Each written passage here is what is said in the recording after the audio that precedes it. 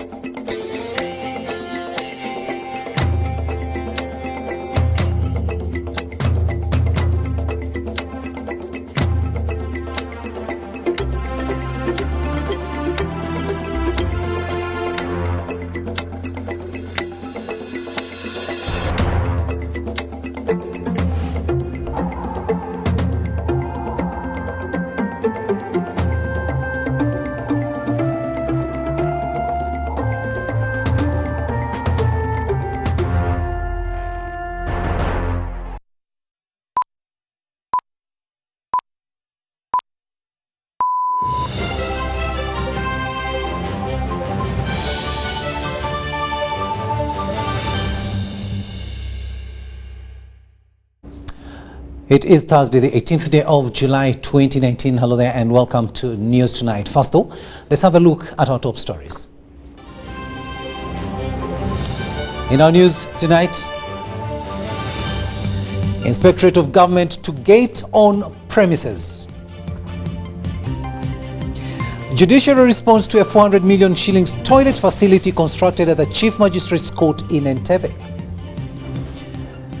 DR Congo Ebola declared global emergency.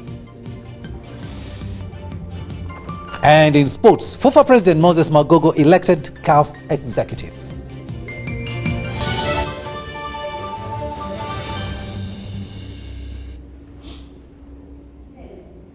Hello there and welcome once again on Sign Language. It is Mugalu Mohammed and I am Edward Rukidi Kijanangoma.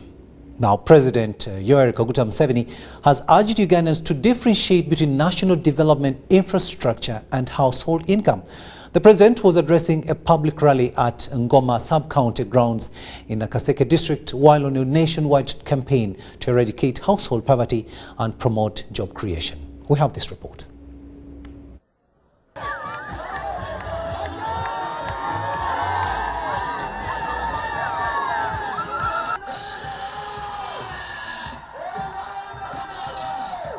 The president, who had just returned from Kenya from a COMESA summit, said that although government is on the right track in the provision of development infrastructure such as roads, power, water, education and health facilities, among others, if the population fails to utilize them and work to raise income and banish household poverty, Uganda will not achieve its much desired development and prosperity agenda. I want to develop a big fish farming industry on the edges of the wetlands, not in the wetlands. He reminded people in the country that household income is more important than development infrastructures because a family which derives an income from production undertakings is able to provide for its needs with or without the presence of government development infrastructures. Bwengana mu nkiiko abantu bakwata bino bakwata biri enguudo simanyi biti ebyo byonna mbimanyi naye ekintu ekikulu ennyo y'enyingiza y'amaka kubanga amaka bwe gazukuka ku kigambo ky'enyingiza ebirala byonna biba byangu. He used the occasion to commend the people of Ngoma sub-county and the neighboring sub-counties in the central region's Nakaseke district for adhering to the government call to adopt modern agricultural practices, especially dairy farming, that has seen them boost their earning capacity and made their living standards better. He equally used the occasion to thank the people of Ngoma sub-county and Luwero Triangle in general for their support to the National Resistance Movement and Army during the protracted armed people's struggle and later through the successive elections. Engeri esooka kwe kubeebaza ku lw'okutwagira mu lutalo mu Buganda n'omu Uganda abawagira NRM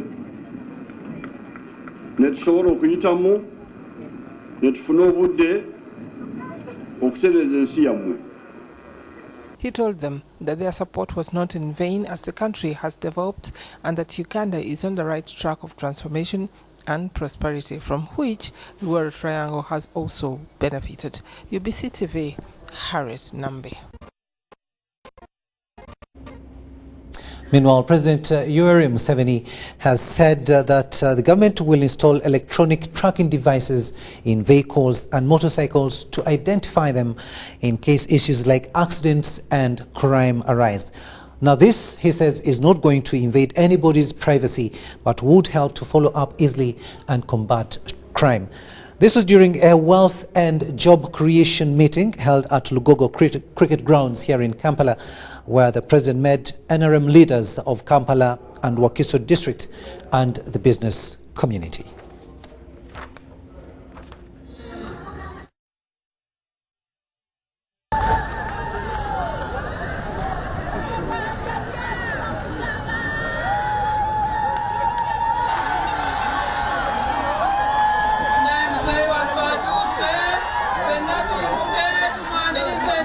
Therefore, on the side of agriculture, these are the 3 steps we are recommending. First, go from subsistence farming to farming for money.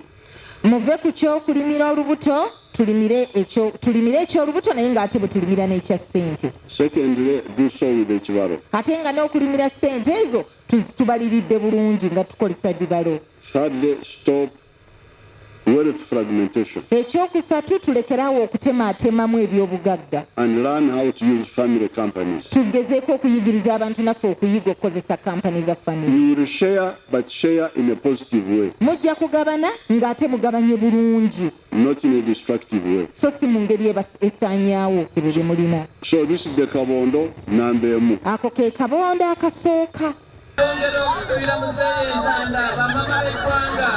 Kampala ne Wakiso abakyala n'abantu bonna basazeewo okutonera Pulezidenti Museveni entebe. Katonda yagaba entebe era Pulezidenti Museveni tuula ku ntebe, abakyala gye bakukwasizza onywera okulembera eggwanga lino mpaka neera. President Museveni there meeting NRM leaders in Kampala and also Wakiso district, and of course drumming up support for the wealth creation campaign. Meanwhile, the Vice President, Edward Kiwanuka II, has challenged health experts to share experiences on governance for health in Africa to form basis for further review of strategies that facilitate monitoring and evaluation of the 17 social and development goals. Now, he was closing a special consultation on governance for health in Africa meeting that was held at Munyonyo Commonwealth Resort here in Kampala. Now, the Vice President says although Africa has registered success in implementing SDGs, occasional outbreaks of Ebola undermine consolidation of such achievements, as we hear in this report. A 3-day special consultation on governance for health conference has set an agenda for African countries to implement the resolutions.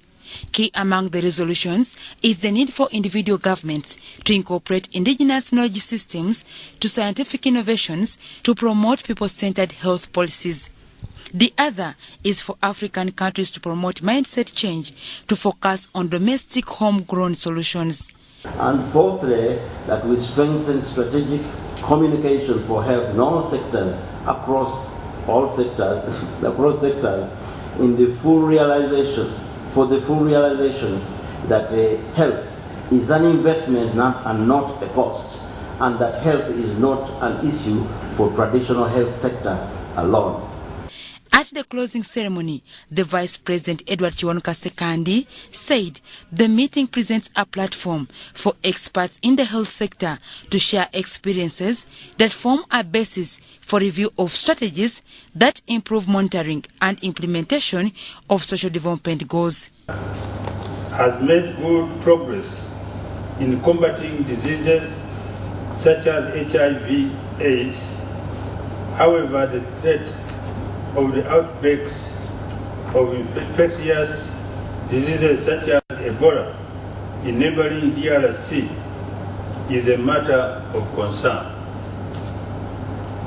Non-communicable diseases also pose a major challenge due to the exponential increase in prevalence in the last few decades. It is my hope that proposals that have emerged from the conference will be widely shared to influence timely and suitable policy shifts.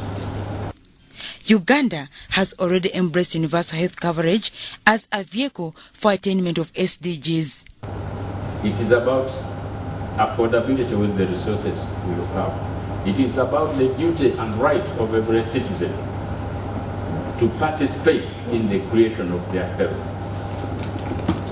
So we would like to come out from this meeting with very clear recommendations on how we can present universal health coverage to African leaders and African populations in a way in which they can take it forward as their own. The conference was on the theme, Lessons Learned Since Independence to Inform the Future. Over 70 stakeholders from government, civil society, academia, intergovernmental institutions, and agencies from different African countries attended. Dorcas Kimono, UBC TV News. Thanks, Dorcas, for that report there. Meanwhile, the Prime Minister, Dr. Ruhakana Rugunda, has commended the African Center for Global Health and Social Transformation for being a model organization in enhancing professionalism in the health sector and for committing to address health challenges at the local and international levels. The Prime Minister was officiating at the 10th anniversary celebrations of the African Center for Global Health and Social Transformation at Speak Resort, Munyonyo.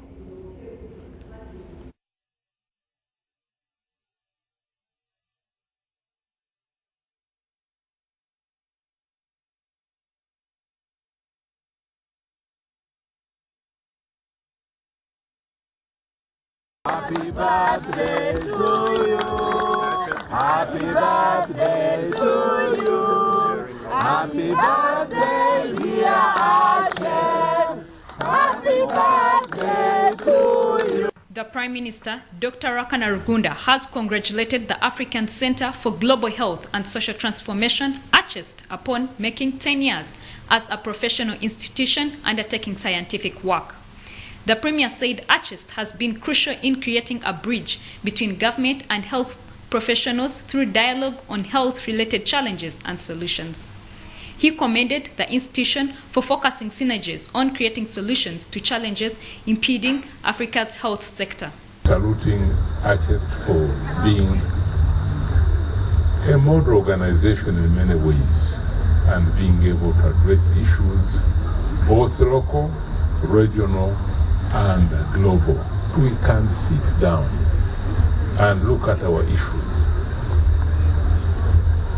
make the necessary diagnosis, and chart a way forward on how to solve our own problems.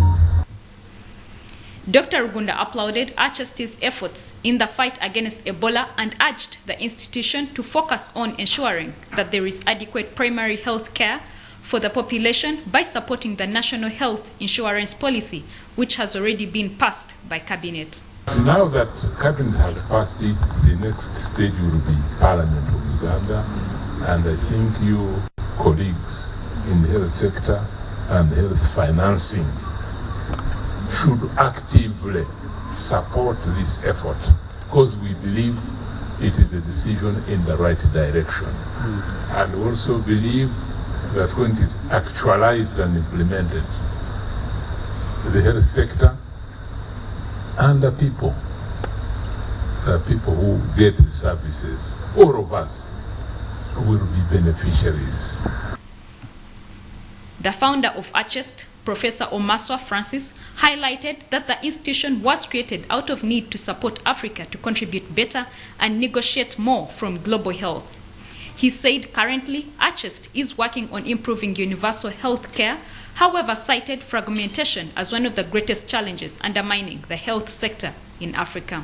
So we've convened this meeting to go into this in detail and hopefully to get some recommendations for Africa and our partners so that universal health coverage becomes a face of Africa, keeping people healthy without needing those drugs and those machines which other people are trying to sell as the face of UHC.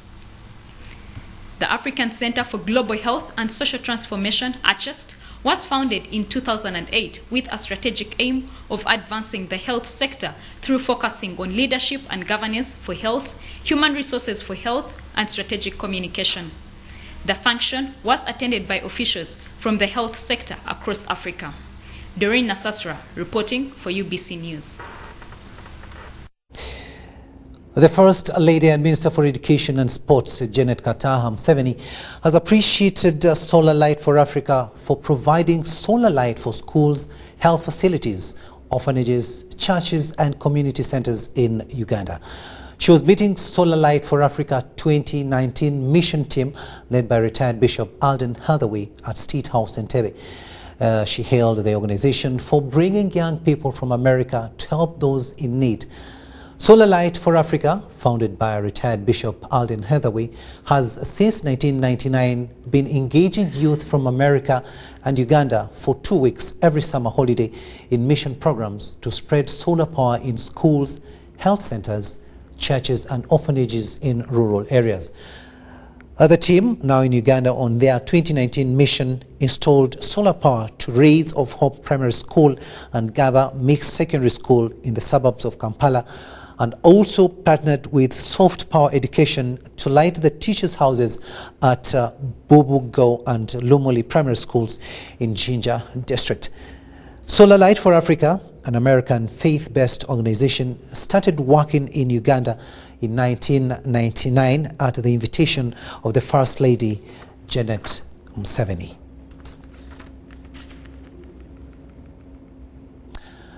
The government of Uganda has allocated funds to construct the Inspectorate of Government headquarters in Kampala. About 70 billion shillings has been appropriated for the entire project. Now, as Ivan Kawa reports, the Minister for Finance, Matia Kaseja, wants the Public Procurement and Disposal of Public Assets Authority, PPDA law, amended to quicken the procurement process. For the first time, the Inspectorate of Government will have its own premises. Construction of a 15-storied Inspectorate of Government headquarters building has commenced. The building is to sit on a 1.2-acre land, former postal building. The construction of this building will save government up to 2.5 billion shillings the Inspectorate of Government spends on rentals annually.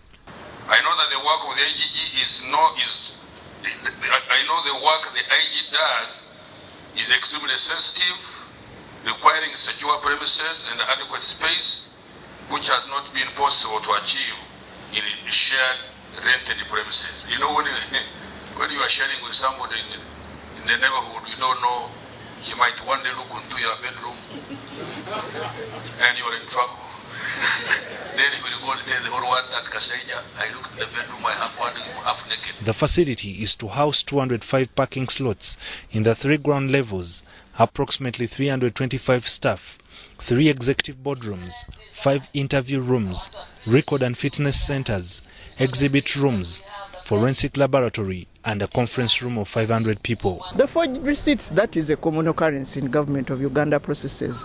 People take money, and you know sometimes money is put on people's personal accounts by government institutions. So they take the money and instead of holding the activities, some of them go and forge receipts. Receipts for hotel accommodation, receipts for food, served to participants, receipts for stationery, receipts for fuel spent. The Inspectorate of Government will also be able to hold and detain culprits before taking them to court. We've been taking them to police, but there's an inconvenience. You arrest them wherever it is, then you take them to police, then you get them from police, then you bring them to IG to make a final statement, then you take them to court. But in this case, we shall be arresting, putting in our own holding cells. You take statements from there, from the holding cell, direct to court. Minister for Finance Matia Kasaija was at the groundbreaking but commented on delays in procurement. 0. Please repeat round of applause. Delay project for 2 years because I thought this was the private owner. And then I would also have talked about that issue. But maybe let me use this opportunity also. Madam, we are amending the PPDA law. Because the PPDA law has become more an obstruction than a facilitator for executing projects. The project, which is funded by government, will cost 70 billion Uganda shillings. Government hired Symbion Uganda Limited as a consultant firm, with Rocco Construction Limited as the contractor. It is expected that the construction of this facility will take 3 years. Ivan Kahwa, UBC News in Kampala. It's coming to 19 minutes after 10 in the studios of UBC TV. News Tonight will now take a short break, but we'll return with much more.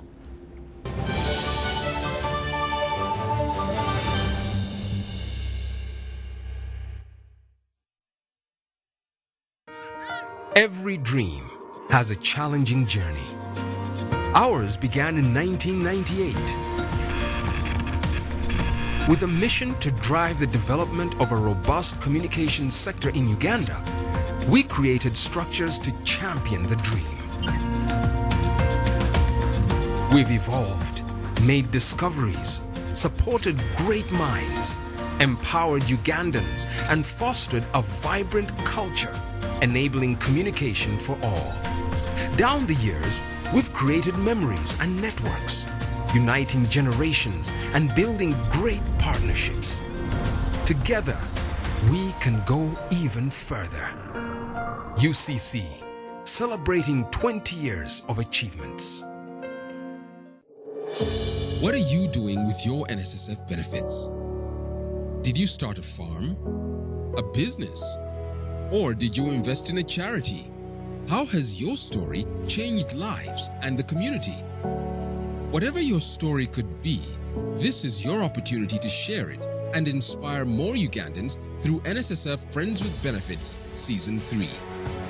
Simply submit your story telling us how you used your benefits to do something life-changing, and your story could win up to 55 million shillings. To participate, log on to www.nssfug.org and fill in the application form, or visit any NSSF branch near you. NSSF, a better life.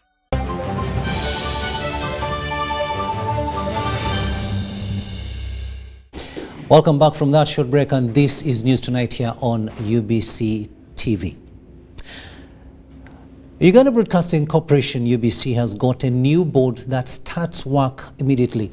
Now, the new board that chaired by James Tumsime received the instruments of power from the old board chair, Simon Kaheru, at the handover in Kampala. The Commissioner Information and National Guidance in the Ministry of ICT, Moses Watasa, urged the new board to ensure it approves priorities that improve programming at UBC.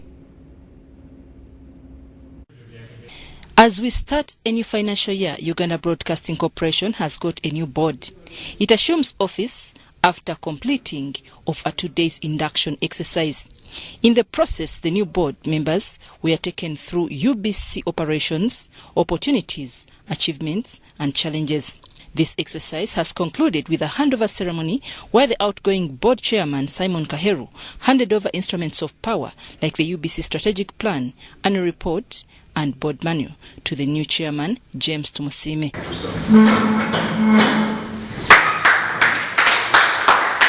Looking at reviewing the human resource element in terms of making sure that we can have adequate funding to adequately and adequately remunerate the human resource element. People should have a living wage that can take them through the month, and we are very optimistic that this is going to be one of the serious points that the new body is looking at, is our wage commensurate within the industry. The old board boasts of changing corporate governance and introducing policy like IT and human resource manual, an operational signet infrastructure, successful restructuring exercise, decentralizing broadcasting through launch of digital transmission site and recovering UBC assets. We also did a lot of work in securing the assets of UBC, including property. There was a lot of property that had been lost that we recovered during our term, but we also built in mechanisms to ensure that no property would leave UBC again without due process, without the necessary legal steps that needed to be taken if it were being divested or officially sold off. As it starts work, the new board will have to operationalize the digital transmission site for profitability. If all our advertisers can take UBC as a very good potential destination for advertising revenue, then UBC will have more money to invest in creating content. But the challenge now is for UBC to begin by creating the content that will bring those advertisers on board, and then to make sure that that value is kept growing in a chain that will deliver the objective that we all have of making UBC the most respectable broadcaster. The new board chairman, James Tumusime, says they have inherited an optimistic workforce. What they achieved previously, but we always say that when you achieve, we should also not look at what you have achieved, but also at the depth from where you started. So now we know the challenges these people faced and how they have managed to maneuver. And now we are going to study this road that they have traveled, look at the potholes and dark corners and try to avoid those, but build on the solid foundation of their achievements. Government expects more from the new board, starting from ensuring that the corporation fulfills the mandate of inspiring Uganda. So we believe that their rich wealth of experience, even their profiles as individuals, bring more credibility to UBC, because the board is a key component in the governance of any corporate body. Currently, UBC resources have improved, this being attributed to the 40% advertisement from MDS and now the 18 billion shillings circumvention funds guaranteed from government. Meanwhile, the new board with UBC management team visited Uganda Communications Commission to interact with officials. The broadcasters who are now the program managers have no idea what the obligations are that were signed on by the owners of these stations. So they feel that whatever the market wants is what they publish to the media. That's why you're having cases where people are just running their own judge and jury on a radio station. They don't have balanced news. And you took the infrastructure of laptops to the schools and the health center of Nakapiprit. We also took a radio there, and the place now is catching up with Kampala. So I'm looking towards seeing that sisterhood in approaching and solving a common problem. I'm Navka Farida, reporting in Kampala. Now, the judiciary has responded to the allegations made against the construction of a 400 million shillings toilet facility at the Magistrates Court in Entebbe. Now, touring a 4-room toilet with media, the judiciary spokesperson Solomon Muita said the facility took 43 million shillings, with another 13 going towards renovating a toilet of the Chief Justice. Sudat Kaye reports. Embezzlement of funds has surfaced at the judiciary after it was doubted a toilet facility could have cost 400 million shillings to renovate.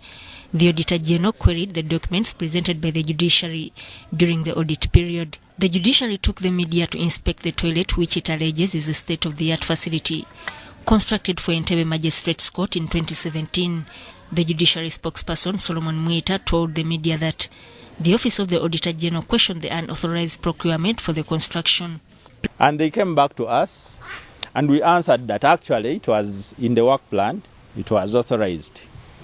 However, when they wrote back to us, they indicated that there was a figure of 436 million shillings used to construct a toilet.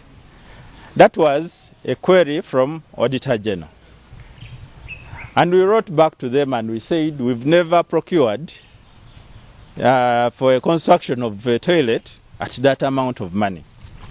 And we gave them the right figures, that we actually spent 57 million to construct a toilet in Entebbe and another one at the residence of the Chief Justice. Platinum Engineering Limited, a company contracted for the construction, was paid 43 million shillings. And the voucher I have here shows that Platinum was paid a net total of 41,392,000. The other money was taken off for taxes. So we are wondering how the Auditor General got a figure of 400 million and put it as a query against the judiciary. When our documents clearly show that we paid 43 million, they wrote 400 million. It is a mistake introduced by them. It is a mistake they have to come and correct. Auditor General, not judiciary. But the Chief Magistrate, Mary Babiri, asserts that the old toilet was in a poor state, requiring a new one. It is really to the standard, I imagine, because we are not supposed to have put a toilet which is pit nature. I think there are those pit nature toilets. To today's world, definitely you can't put a pit latrine in an urban area, so it is really waterborne. At first sight, the toilet is no different from ordinary sanitation facilities elsewhere, except for the orange painting and maroon corrugated iron sheets that make it unique. The Judiciary Engineering Department claimed that the procurement followed the due process. The engineering department decided to build a toilet. We have bills of quantities that we came up with. We documented everything. So the judiciary will have to explain the due process of procurement for constructing a waterborne toilet at the Chief Magistrate's Court in Entebbe and renovations of the residence of the Honorable Chief Justice. So this facility has at least 2 toilets that were constructed, and as you've seen in the reports, this was at a cost of 13 million shillings. You're going to look at the paperwork. 13 million. Let's not confuse it with the one in Entebbe. The one in Entebbe was 43. This is 13. So altogether is what makes 57 million shillings. Sudat Kai, UBC News. Toilet matters making news there. Now, aside from the toilets, the Ministry of Public Service has a proposal of extending retirement age for specialized public servants from 60 to when they can still be able to serve. The Minister for Public Service, Muruli Mukasa, says a cabinet paper has already been drafted, and if this succeeds, government will let specialized medical workers to continue in service after attaining 60 years. The minister was speaking at the Public Service Day held here in Kampala.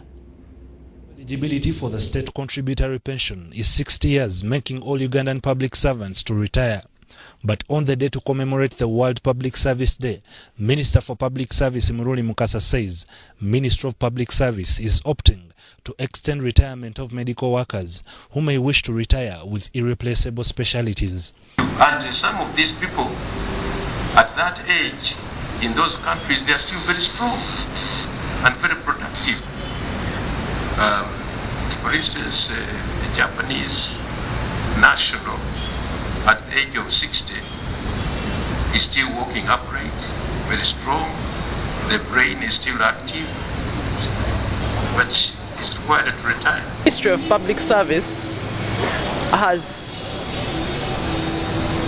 The Ministry of Public Service is considering a proposal on lifting the retirement age of medical specialists. This means that a medical officer, for example, one with a specialist of cardiology, a cardiologist, or an obstetrician, a gynecologist, will be allowed to continue serving beyond 60 years. Meanwhile, the Permanent Secretary, Catherine Bitarakwate, appreciates the improvement in service delivery. We are looking at a new mode of delivery, which is at a one-stop. This cuts down on government bureaucracy, where you're sent from one office to the next and to the next. We are looking at providing these services in a form of a long room, relying really mainly on Douglas Setumba compiled this report for UBC. Still on matters pertaining to health, African leaders in the health sector have called for creation of professional health leadership teams in line ministries of African countries for better planning, training, employment and retention of experts. Now currently, Sub-Saharan Africa has a workforce shortage of over 18 million, as most have left for greener pastures due to lack of retention incentives. Ever Global Health Workforce Forum in Kampala resolved that governments establish leadership teams for health workforce to oversee alignment of actors in the health sector with national interests. Later, World Health Organization adopted Health Workforce Code of 2010 to regulate and coordinate movement of health workers among countries. Countries in developed countries were recruiting health workers from Africa secretly. They come to hotels, they interview nurses, they put them on the planes without the governments knowing. So African governments shouted, say stop, stop, stop, until it was agreed that we create this code which will coordinate and regulate recruitment of health workers. A retired cardiologist and former Director General, Ministry of Health, Professor Francis Omaswa, who came up with these resolutions, explains that Sudan, Ghana and Ethiopia have results to show. On record, most northern countries are running short of health personnel because their biggest population is elderly. Therefore, African leaders in the health sector are pushing for implementation of the World Health Organization Code of 2010 and ensure establishment of leadership teams in line ministries to oversee health workforce planning, retention, migration and financing. Right now, in this continent, at any given time, in 1/4 of the countries, health workers are on strike. In another 1/4 of the country, they have just finished their strike. In another 1/4, they are threatening to go on strike. And in the last quarter, they have not resolved it, so you don't know whether they're back on duty or they're still on strike. With that level of labor unrest, one cannot expect performance to be anything other than dismal. Bishop said if we want to retain health workforce, then we should have top-up salary. Malawi has also done that. DFID brought in 52% top-up to all healthcare workers. But has this improved the retention? No, it hasn't. Uganda Medical Association will create an export company to link members who are not on government payroll to go abroad for greener pastures. Because government is not listening. We have appealed to them to hire, they are not hiring specialists, for example. Okay? They talk about an animal called wage bill. I've never seen it, it's so amorphous, but they talk about it and it's impossible to hire. Therefore, what we are doing, we're trying to enter an agreement with the British Medical Association to see if we can send doctors there. Problem with like the UMA suggesting that they want to establish an export company which belongs to the Uganda Medical Association to export doctors would not be consistent with the code, because the code recommends bilateral arrangements between governments. World Health Organization acceptable standards show that a given country that decides to enter into agreement with any other country for regulated migration of health professionals must first ensure a ratio of 1 doctor to 1,000 people back home. But already there is a gap for Uganda's 40 million population, which requires 40,000 doctors, out of which there are only 6,000. The President Uganda Medical Association, Dr. Okwaro Obuku, reveals that Only 3,000 are serving in government health facilities, while others are employed in the private sector. Now, the African Union mission in Somalia has awarded medals and certificates to Ugandan battle group that has completed its contribution to peace and stability in Somalia. Now, the officers belonging to the UPDF Battle Group 25 operated in El Jale, Abufo, Marka, Shalnabot, Koroloi and Mashalai in southwest state. Samuel Senono gives us more.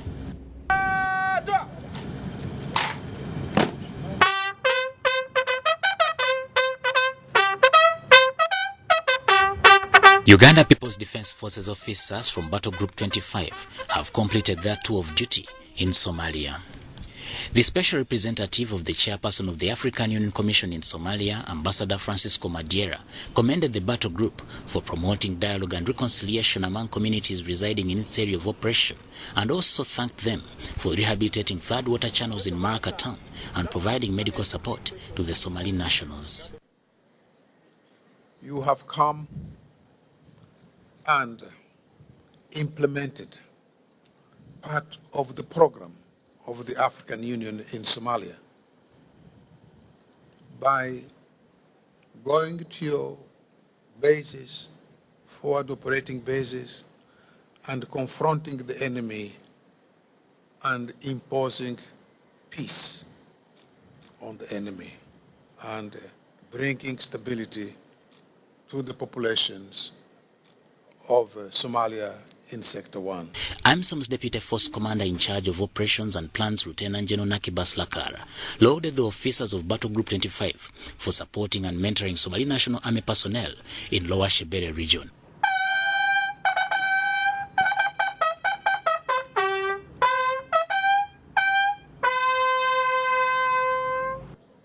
The officers and men of Battle Group 25 should take pride in carrying or bearing AMISOM service medals. The battle group commander, Colonel Paul Muhanguzi, thanked the AMISOM leadership for guidance and support, which he says enabled the contingent to achieve its mandate. Battle group went ahead, supported, mentored local forces who were recruited, integrated into NISA ranks. Battle group supported NISA to grade their range ground, which is now active on their capacity building. The officers took over from Battle Group 28 and were responsible for maintaining peace and security in parts of southwest Somalia.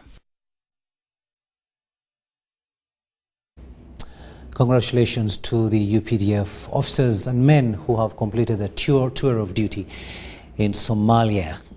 The second Deputy Prime Minister and Minister for East African Affairs, Alhaji Kirunda Kivaidinda, has encouraged Ugandan learners to emulate Nelson Mandela by refusing racism. Now, this was during the Nelson Mandela and Education Lecture organized by Abeto at Kololo Senior Secondary School here in Kampala. It is 6 years since former President of South Africa, Nelson Mandela, died in 2013. If he lived to date, he would have been 98 years. Many countries, schools are still remembering Nelson Mandela following his efforts of fighting racism, among other related issues. The second Deputy Prime Minister and Minister for East African Affairs, Alhaji Kirunda Kivaidinda, said Mandela struggled in the environment where people did not have power to educate people in universities. Even in the universities, people shied away from discussing topics like social oppression, lack of opportunities, among others. He encouraged learners to emulate Mandela and avoid discrimination. Any problem, because when you fight for others, you have got a big ambition, and the ambition determines how you work, because you cannot be able to do all these things if you don't work for others, and if you are not challenged. But when you are challenged, then you try to start. He was addressing students and teachers of Kololo Senior Secondary School during Nelson Mandela and Education Lecture, which also coincided with the inauguration of the Memorial Monument of Mandela at the school. Professor Sayed Abid of Makerere University encouraged students to emulate Nelson Mandela, who won honorary doctorates and the Nobel Peace Prize. Education. His conviction was that the mass education was the only way for his people to achieve freedom. He used to say that educated man could not be oppressed because he could think for himself. The executive director of Abeto, Moses Musana, explains the cause of the education lecture. Happy to report to you that Abeto has been undertaking several activities which promote peace in the country. And Mandela was our first point where we presented an award before when he was alive in 2009, and he received this award in Johannesburg. This story was filed by Salongo Kaswante.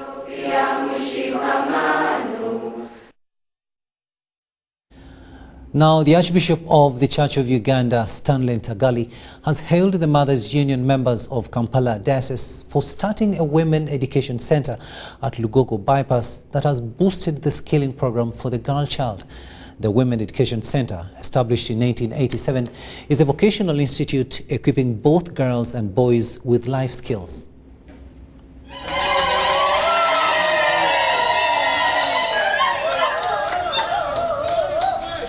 Mothers Union of Kampala Diocese has turned to provide vocational skills for boys and girls, led by their president Jolly Kamishani, accomplished renovating the institute building at a cost of 250 million shillings, and now they are looking for 150 million to build a perimeter wall. We also have a program of Feed My Lamp, children whom we get from the slums of Naguru, Kamocha, Bukoto, and around Nakawa. These children are abandoned, they don't have school fees. We gather them around, we take them to the UPE schools that are around, and the Mothers Union and Christian Women Fellowships, the mothers themselves sponsor them. So the Archbishop Church of Uganda, His Grace Stanley Ntagali, says the church will nurture Ugandans spiritually and equip youth with skills. Archbishop Ntagali contributed 10 million shillings. On this note, I would like to appreciate Women Education Center for their vision, which has birthed over 30 years ago to equip men and women with vocational skills to enable them to get employed or start up their own income generating projects. The Minister of Finance, David Bahati, says the growing population and scarcity of jobs, skilling the youth is the way forward. He donated 20 million shillings. First and foremost, we must prepare them to be able to look for jobs for themselves, create jobs, and through skilling.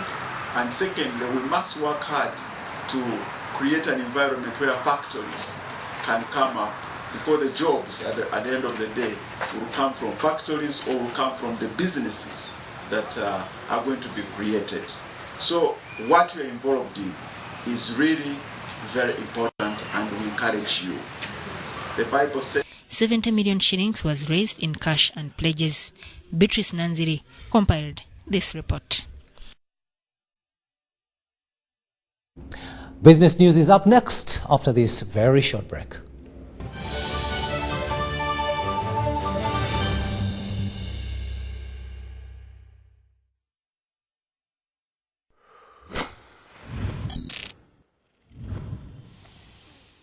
Nabubi yazimba kumutyo muwanvu enkuba yatonya nabubi yakwa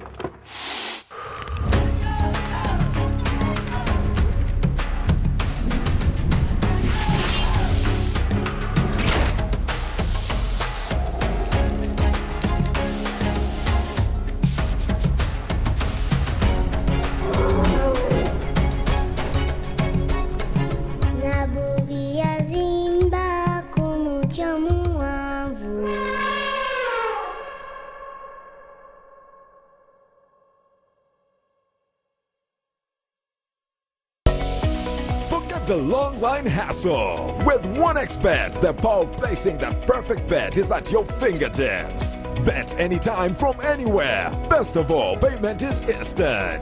Place your bet on whatever you choose. Virtual games, bet games, sports, and even live betting. Winning has never been this simple. Bet with 1xBet. Advanced gaming is regulated by the Lotteries and Gaming Regulatory Board. Betting is addictive and can be psychologically harmful, and it's only eligible to persons above 18 years of age.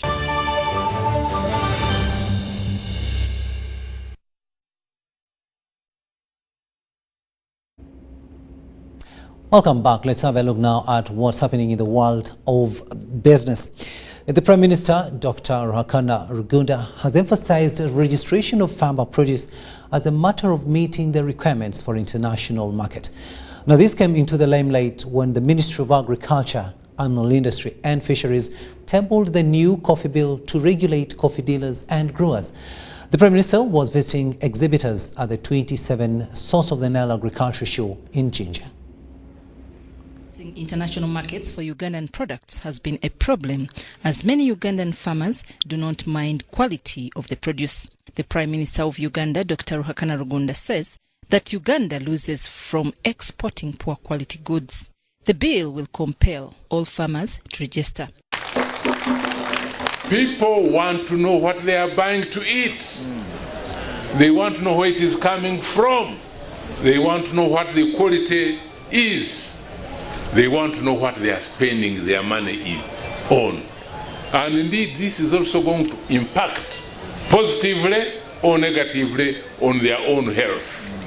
Therefore, it is only basic needs that our people should be able to easily say no and inform the people who are buying what the products they are buying, where they are coming from, their quality, and indeed the issue of traceability. Minister for Agriculture, Animal Industry and Fisheries, Vincent Bamlanga Sempija, clarifies on farmers' registration of enterprises. We should really deceive our people that government is bringing laws to punish farmers, to impoverish farmers. That is unheard of. The only thing, sir, that is coming in has been mentioned by the FAO representative in his speech, that the international markets are demanding that all countries producing food and foodstuffs and food crops must create a system of traceability. They want to know where the products are coming from. The 27th Source of the Nile Agriculture Show in Jinja is running with the theme Agriculture Technologies and Innovations for Farmer-Led Agro-Industrialization. Many showgoers gave their feel about this year's organization. I'm Nafka Farida, reporting. The government will prioritize food biofortification to fight malnutrition in the country. Now, this was revealed by the Minister for Agriculture, Animal Industry and Fisheries, Vincent Sempija, while launching the National Biofortification Technical Working Group to promote biofortification interventions in the country. Let's get more in this report. Potato is one of the most important starchy crops cultivated annually in Africa. Uganda is the biggest producer of sweet potatoes and third in the world after China and India. There are several varieties of sweet potato. The orange flesh variety is preferred because of its high amounts of beta-carotenoids associated with preventing vitamin A deficiency, which causes blindness in both adults and children. And vitamin A is very vital for us, for everyone out there. One, you need vitamin A to have proper sight, to see properly. Next, you need vitamin A to have a healthier skin. And thirdly, it boosts body immunity. Harvest Plus, an organization that leads a global effort to improve nutrition and public health, develops and disseminates staple food crops rich in vitamins and minerals from different varieties. Food items like chips, cakes, sausages, half cakes, flan juice, all rich in vitamin A, can be obtained. For the people who do not want sugar, it is very nice when you don't put sugar. It tastes very sweet. Why? The sweetness comes from the pineapple and the purpose itself. Now the reason why we use orange sweet potatoes because they have vitamin A. We are aiding the micronutrients deficiency in Uganda for God and our country. At the 27th Agriculture Show in Jinja, the Minister of Agriculture, Animal Industries and Fisheries launched the National Biofortification Technical Working Group to promote biofortification interventions. And I assure you that starting with this financial year, since I have my team here, the commissioners are here, my director is here, and other people who are here, I think we are going to reorganize our budget to make sure that we cater for multiplication and expansion of these varieties. We have to do it. Group that will do advocacy, it will enhance the advocacy for biofortified crops in the various ministries. For example, you have Ministry of Agriculture, Ministry of Health, Ministry of Education. So in all those ministries, they are going to advocate for biofortified crops. So we shall have more policies and programs that are promoting biofortified crops, and at the end of the day, we will reach even more people.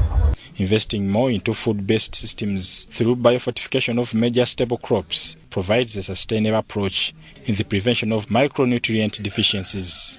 Bernard Iga, UBC TV, Jinja. Food fortification there, and that's the way to go. But still with the agriculture sector, the civil society wants government to invest funds in the agricultural sector in order for it to meet the population's food security needs. The government allocated 1 trillion shillings to agriculture in the 2019-2020 budget, and the civil society maintains that the funds are minimal to steer the sector growth. Adiana Kuti reports. During the National Dialogue on Agriculture Financing, organized by Uganda Farmers Common Voice Platform, the civil society demanded for meaningful investment in agriculture. They highlighted water for production, enhancing NARO's budget to carry out research, and improving extension services as areas that need serious investment. They urge government to increase awareness among farmers about the agricultural credit facility at commercial banks. There is little information going to the beneficiaries. They ought to be beneficiaries, that is the farmers, on the agriculture credit facility.